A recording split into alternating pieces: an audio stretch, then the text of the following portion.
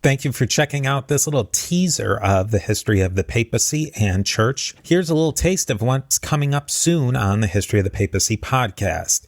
Now, if you like what you hear, I'd love it if you'd leave a rating and review on Apple Podcasts or your podcatcher of choice. If you want to support the podcast even more, consider becoming a Patreon on patreon.com/history of the papacy. There are many levels and benefits for you, and you help keep the history of the papacy going. You can learn more about all of this at historyofthepapacypodcast.com.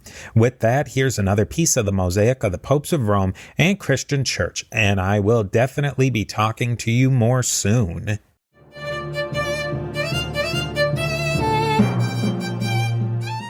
But for the most part, it connected the Adriatic and the Tyrrhenian seas.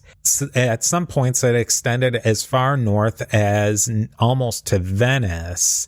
And it's really, when you look at it, it's not an insignificant amount of land, much bigger than most of the, if not all of the northern Italian principalities, but not quite as big as the southern Italy kingdom of Naples. This was the king's land. He was the king and the absolute monarch. These popes jealously guarded the prerogatives to this land, and they were always trying to solidify it and expand it. Papal claims to these lands went back into the deep, deep past. Some claims go back to forgeries that were written in the times of late antiquity, early Middle Ages. Think of the donation of Constantine, and they go back even further than that in some cases.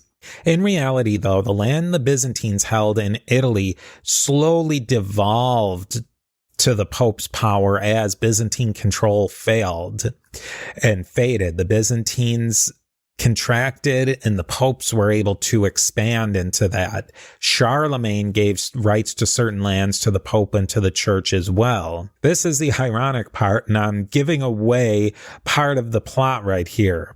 What a Frankish emperor gave in the 700s would be taken away by the French emperor in the 1700s.